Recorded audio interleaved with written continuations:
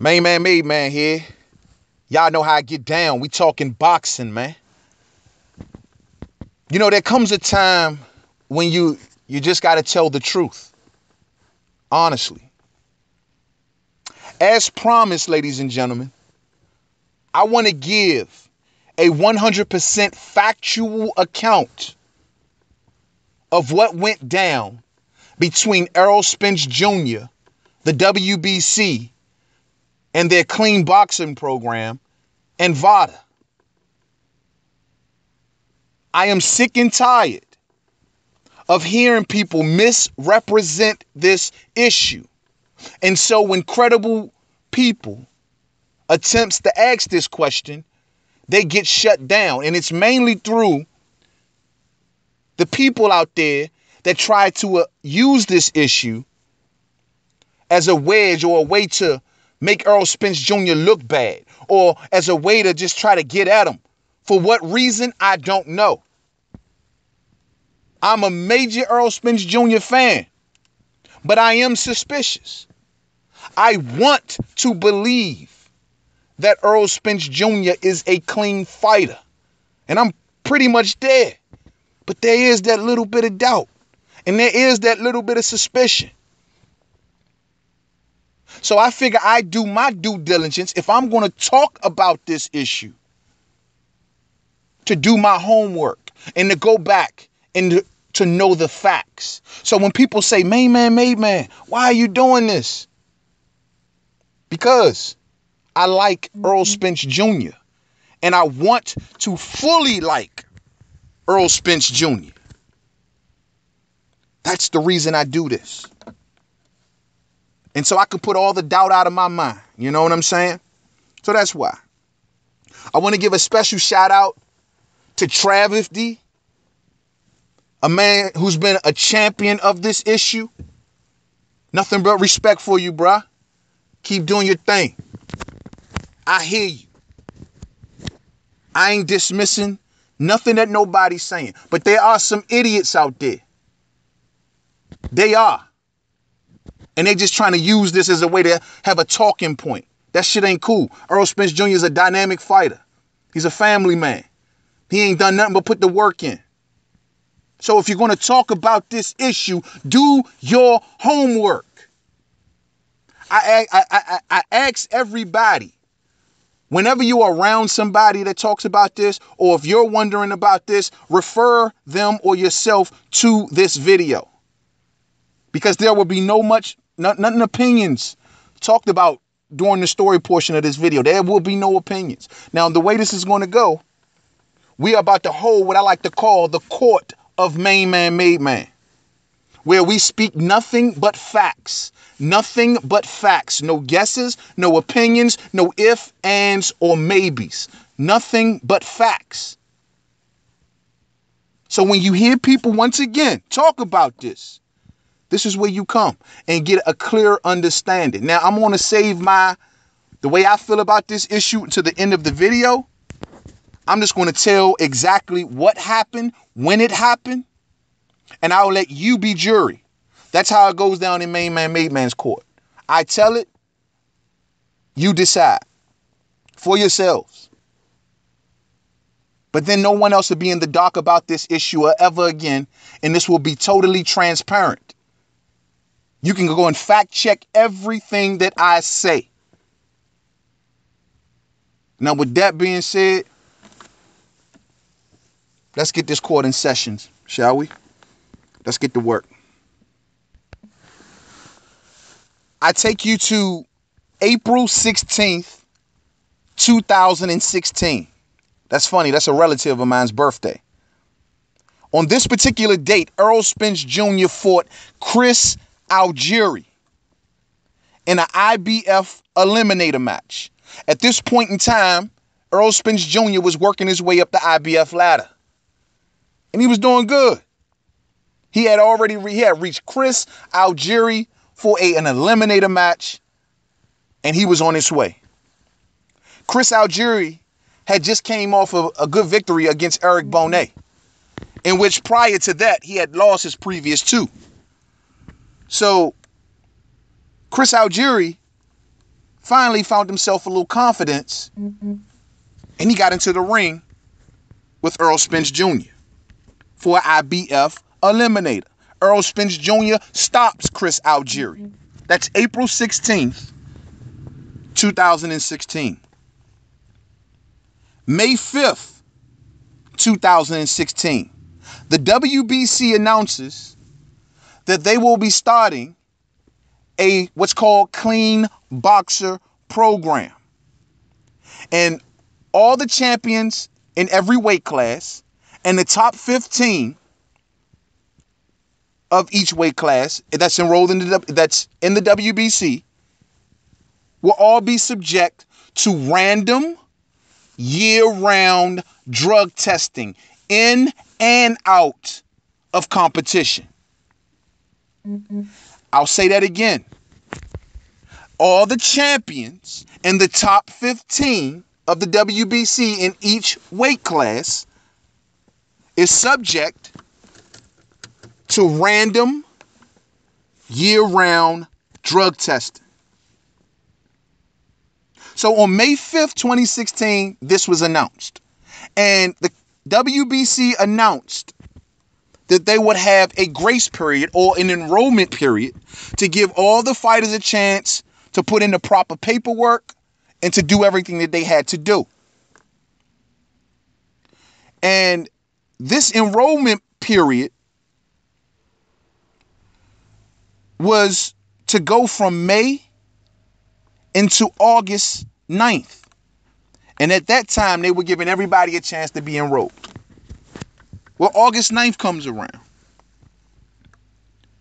And by August 9th, there were only a quarter, I repeat, a quarter of 272 boxers that were required to sign up. Only a quarter of them actually enrolled. This forced the WBC to then push back that August 9th date to September 9th. Let's go back down to August 21st, 2016. August 21st, 2016, Errol Spence Jr. faces Leonard Bundu. I remember covering this fight because I was going off about how this was an eliminator from an eliminator at the time. And Leonard Bundu was dubbed as a IBF final eliminator, meaning that the winner of that fight will become the mandatory for the IBF championship. And at that time, it was held by Kell Brook. On August 21st, Errol Spence Jr. defeats Leonard Bundu to become the IBF mandatory. This is August 21st, 2016. He is now the IBF mandatory. September 9th, 2016. Clean boxing program is scheduled to start, but they're noticing once again that the enrollment is lacking. So once again, they extended the enrollment period for one final time and one final cutoff to October the 11th, 2016. So basically by October the 11th, anybody who wasn't signed up or enrolled at that point, the WBC was going to put their foot down and they were going to start pulling boxers out of the rankings. October 11th, 2016, the deadline is here. At this point, the cutoff starts. And Dan Rayfield of ESPN reports that 25 boxers are dropped from the WBC, ladies and gentlemen. 25 boxers. However, out of this 25 boxers, and you'll look at the list, as a matter of fact, give me a second and I will run down the name of those 25 boxers.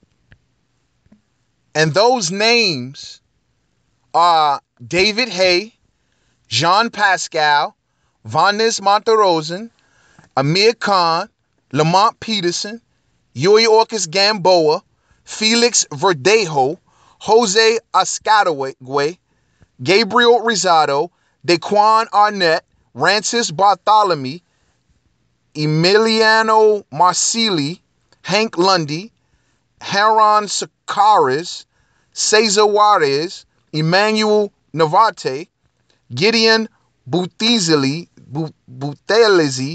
Brian Valora, Moises Caleros, Javier Mendoza, Angel Acosta, Janio Riviera, Carlos Butraco, and some Fiwi Conco or whatever.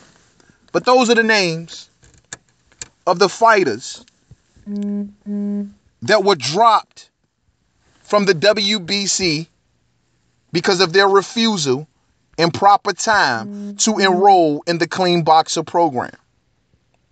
Now, also, take in mind that some of these boxers who did not enroll in time eventually came back down the line and properly enrolled, and they got reinstated in the rankings, some of them.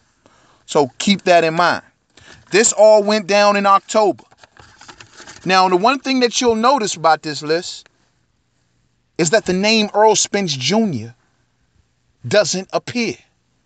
He's not on this list. And that made me go, well, hold up. This doesn't make sense. Because Errol Spence Jr. is not dropped from the WBC rankings in October. And these are the people that have failed to enroll in the Clean Boxer program. Why the hell, Errol, if he didn't enroll, why isn't his name on this list? And that made me go, that don't make no sense. So I went on a hunt for the WBC rankings as of old. And you'll be hard pressed to find some of them. But some of them you can find and kind of draw your own picture, if you will, according to that. Now, the Clean Boxer program, I'm going to go with, let's say, which one should I use first? I'll go with, let's say first, the Clean Boxer program started in May, right?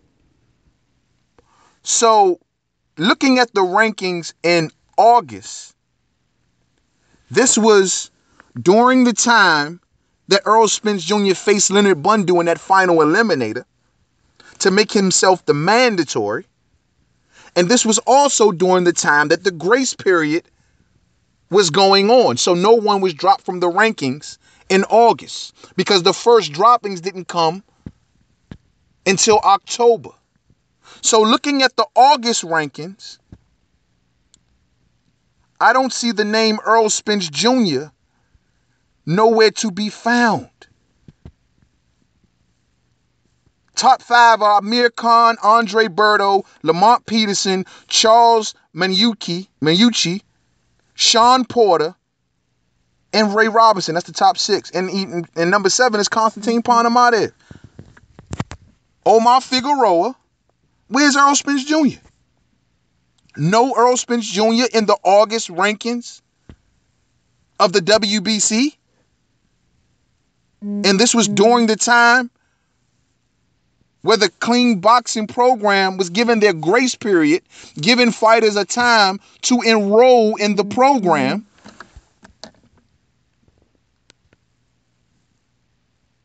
And nobody had been dropped. And Errol Spence Jr. name, as of August 2016, his name was not in the rankings. So that made me go, hold up.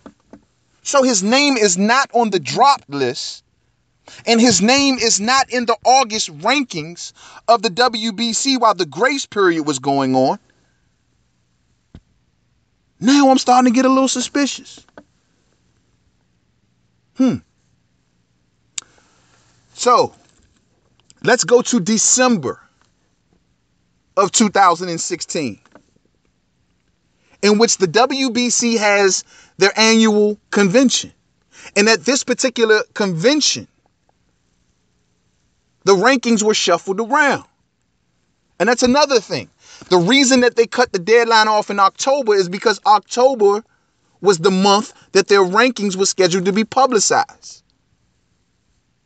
And any changes that was going to occur had to be done before the October rankings came out. Well, the same thing happened in December. The WBC is having their annual convention, and at this convention, they usually name the mandatories and if there's any major changes that's going to happen. At this particular convention, it was said that then WBC champion Danny Swift Garcia would go on and face the WBH super champion and Keith one-time Thurman. The most bizarre thing, they also stated at this convention, is where Amir Khan was given back, or his mandatory position, would be basically up for grabs. They were saying that they were going to basically take Amir Khan, whom was the mandatory at the time, who was the number one contender, and due to his inactivity, because he had came off facing Canelo Alvarez and he was injured, that they were going to take him out of the number one spot. So the question remained, who would then be number one? Well, out of the blue, ladies and gentlemen, the WBC at this convention names Errol Spence Jr.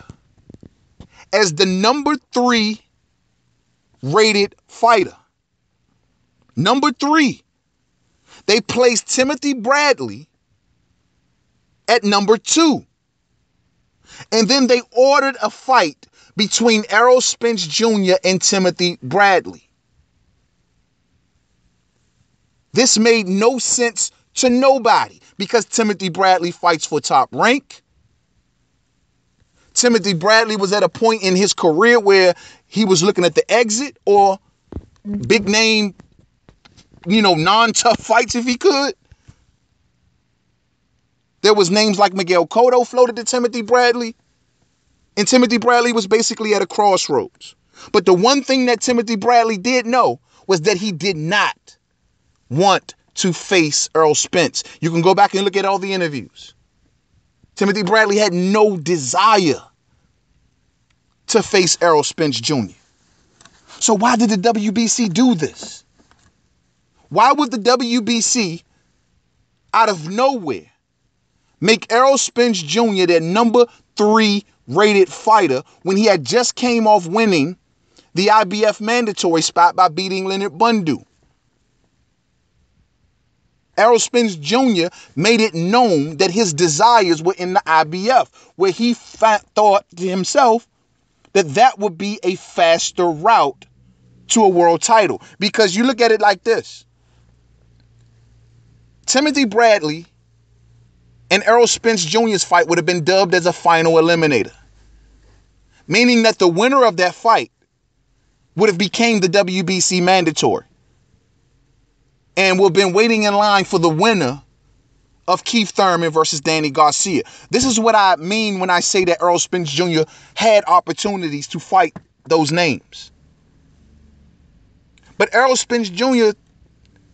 couldn't understand. Like, he said he told the WBC and they knew what his intentions were. I think the reason Errol Spence Jr. decided to go to the IBF, because he knew, even if he defeated Timothy Bradley, that once the Thurman and Danny Garcia fight is concluded, they can make him wait up to about a year before they have to go up against a mandatory.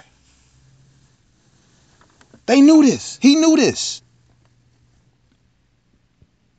So he says to himself, why stay here? Wait a year to get a title shot. Got to beat Timothy Bradley.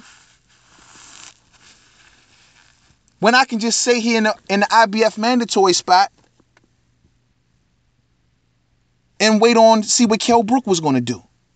Because at the time, Kell Brook had not decided whether he was going to defend his title due to the fact that he was coming off the fight with Gennady Golovkin. He was injured. He had just had surgeries. He was applying for medical extension after medical extension. And not to mention Amir Khan was putting out statements like he may be interested in fighting Brook in the spring or in March or whenever. So it had Brook on a string. There were people in Brook's ears telling him to go to 54, do something else, don't fight Errol Spence Jr. So Brook took some time. Brook took some time. And during this time, Errol Spence Jr. figured he'll wait. Because even if Kell Brook decided not to fight Errol Spence Jr., he would then have to vacate that title, and Errol Spence Jr. would have been fighting for that title anyway. That's how the IBF get down. So once Errol Spence Jr. becomes the mandatory in the IBF, now the WBC want to show him some love and make him number 3. Now they realize that Errol Spence Jr. has the goods. Let's just place him up there. And that's exactly what they did. Now, the WBC Clean Boxer program is underway. At this particular time, a lot of boxers have already started being tested at this time. There was a lot of testing going on during this time from October to December. So the program was already started. So Errol Spence Jr., who had no desire to fight in the WBC, says, hey, I'm not signing up for no clean boxer program because I have no intentions on fighting for you. You didn't include me in the top 5 or top 10 or top 15 in your rankings since May, since your program started. So why now? Oh, because I'm the IBF mandatory? Is that what's going on? Hell no. Now this is where the point of suspicion comes in. And for a lot of people. Because Errol Spence Jr. says, forget the WBC, I'm headed to the IBF. And right after that convention, Errol Spence Jr., along with Timothy Bradley, was dropped from the WBC rankings, ladies and gentlemen. Dropped. There were a whole list of fighters who got dropped during this time. Luis Ortiz, Jarrell Big Baby Miller, David Price, Sergey Kovalev, Julio Cesar Chavez Jr., Arthur Abrams, Martin Murray, Rocky Fielding, Jesse Hart, Ronald Gavril, Willie Monroe, Tommy Langford, Michael Soro, Julian Williams, Liam Smith, Timothy Bradley, Earl Spence, Sam Eggington, Edward Travansky, Sander Martin, O'Hari Davis, and the list goes on and on. Luke Campbell, Miguel Burchell, Eduardo Hernandez, Kenichi Ogawa. These are known drug cheats. Kenichi Ogawa recently caught up. Right? Julio Cesar Chavez Jr. got caught up before. Right? Jarrell Big Baby Miller. People have been suspect of him in the past. A lot of fighters on this list are former drug cheats, ladies and gentlemen. David Price. Guy's been suspected of him. I'm shocked that Sergey Kovalev is on this list, truth be told. But then again, he wasn't fighting there for that title because Adonis Stevenson had it. And he was already champion, or about to become champion, if he wasn't already. But you see where I'm going. This is why things look suspicious. And truth be told, for that suspicion, the blame don't go to Errol Spence Jr. The blame goes to the WBC for pulling an underhanded move and putting Errol Spence Jr. in their division or in their sanction, in their division, in their sanctioning body when he became the IBF mandatory. That's foul. And so it looks as if Errol Spence Jr. doesn't want to enroll in the Clean Boxer program because his ambitions that he has always told the WBC was with the IBF. The WBC gave Errol Spence Jr. a bad name. by putting out to the public that the reason that we dropped Errol Spence Jr. was because he didn't want to enroll in the Clean Boxer program. That's what came out in January of 2017. Now here's the kicker, ladies and gentlemen. Errol Spence Jr. gets the Kell Brook fight. He gets that fight. And in March of 2017, a couple months after Errol Spence Jr. was dropped from the WBC for not enrolling allegedly in the Clean Boxer program, in March of 2017, Kell Brook makes Errol Spence Jr. take VADA testing. Not 1 year, not 6 months, not 5 months, 2.5 months later to 3 months later, he enrolled with VADA. It was not year-round drug testing. It wasn't. The fighters paid for this test out of their purses, out of their pocket. This was done because Kell Brook wanted VADA testing. So you telling me, for those who say that Errol Spence Jr. is dirty,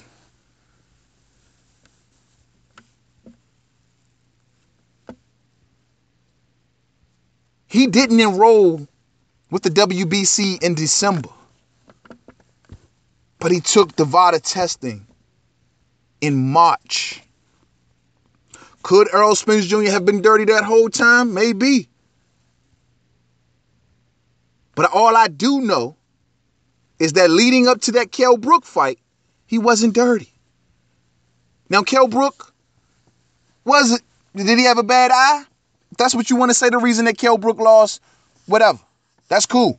I actually believe the eye affected him as well. But why do we suspect Errol Spence Jr. of being a drug cheat just because the WBC say so? Because prior to Errol Spence Jr. and the clean boxing program being started, no one ever suspected him. Ever. Ever. But then when the WBC comes out and do this, they give Errol Spence Jr. a bad name, and now people are running around saying he's a drug cheat because he didn't want to enroll in the WBC clean boxing program.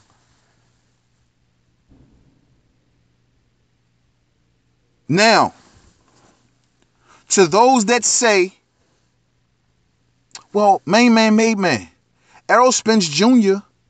could have been the IBF mandatory and also been enrolled in the WBC. I say to you, yeah, but the WBC had ordered for him to face Timothy Bradley, meaning that it wasn't of no negotiation, that this is what you're going to have to do on this date or risk being dropped. Well, how are you going to order somebody to take a fight when you got, on the other hand, a championship fight right around the corner? Would you allow the WBC's final eliminator to get in the way of your IBF championship? That's the crossroad.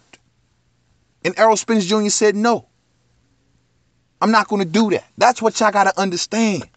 Sure, in any other circumstances, it would have been cool for Errol Spence Jr. to be the mandatory in the IBF and rated in the top 5 of the WBC. That is possible. It's not against no rules. But the fact of the matter is, the WBC ordered for Errol Spence Jr. to take this fight, meaning he had no choice. And he could have possibly missed the date for his IBF championship. And that was going to be a no-go for Errol Spence Jr. So,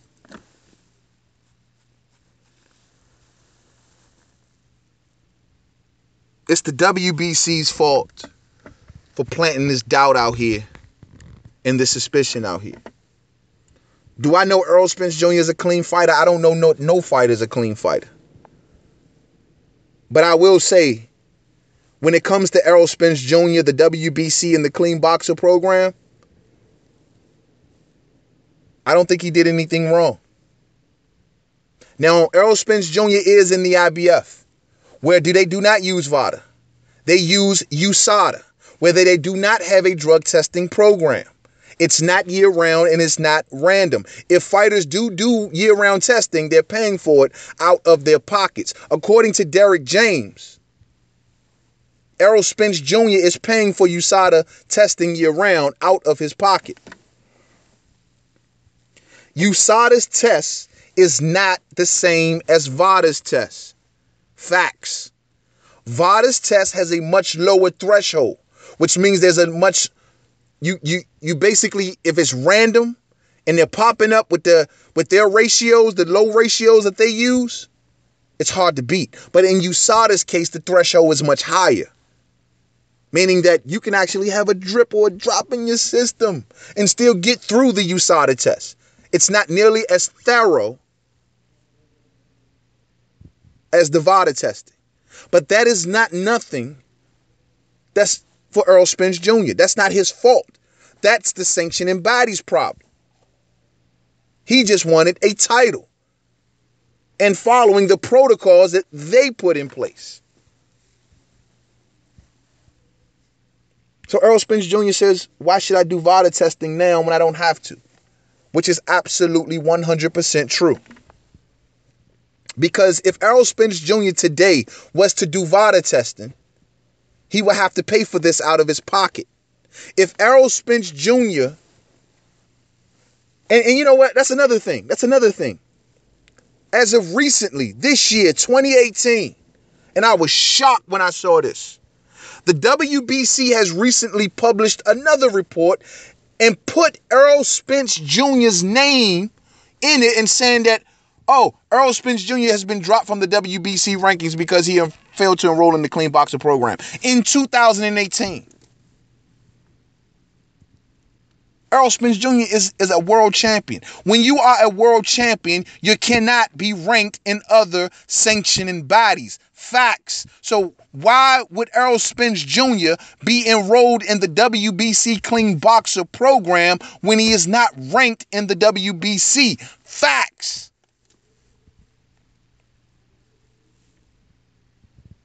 That makes no sense. That's just more money out of Errol Spence Jr.'s pocket that he got to pay. If they want tighter drug testing, then the IBF need to drop USADA and bring in VADA. Another place where my suspicion had lied. Before I knew the full story that I just told you, Errol Spence Jr. fought Lamont Peterson.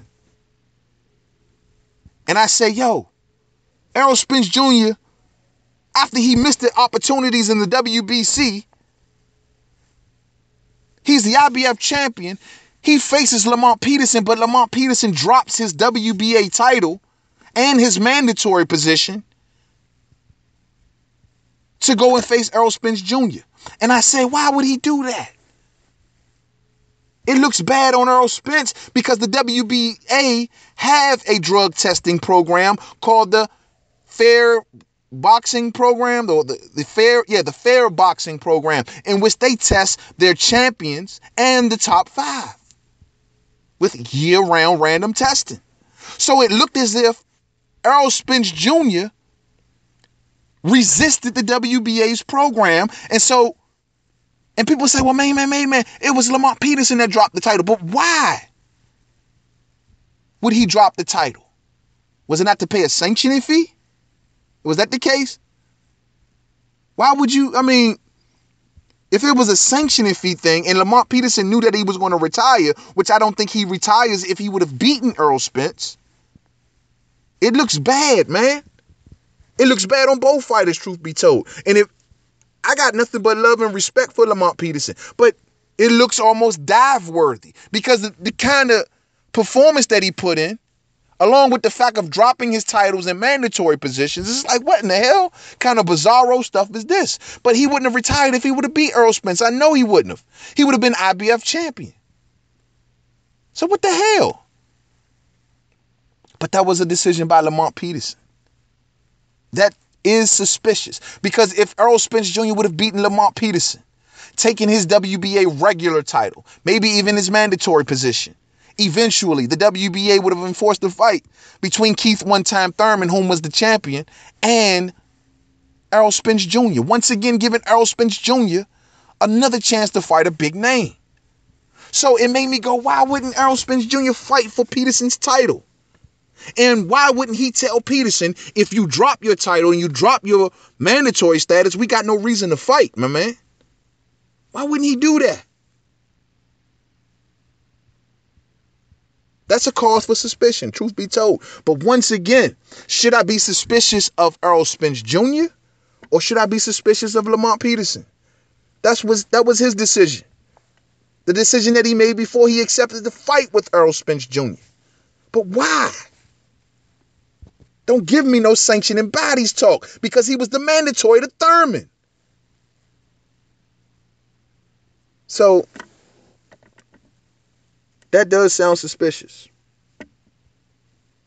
And now Errol Spence Jr. is the IBF champion, being tested by USADA.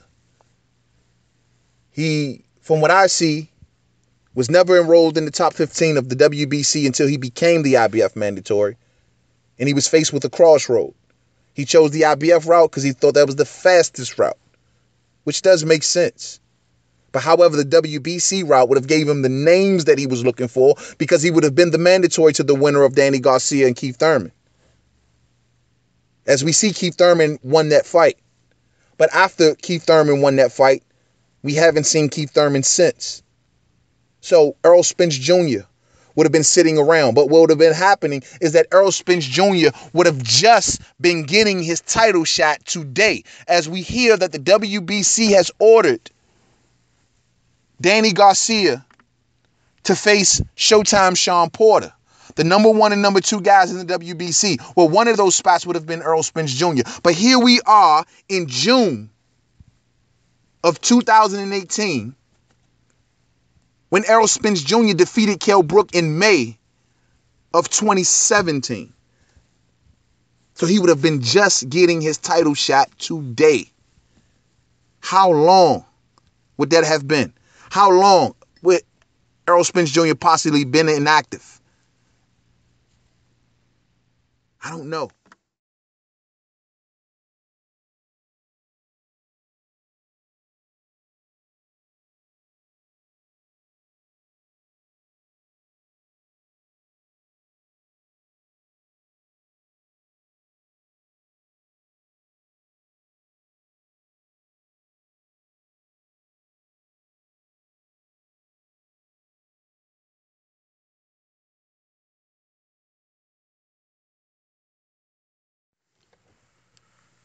Mine's is, in my opinion, I believe that Errol Spence Jr., after everything and learning the whole picture, knowing everything that I know,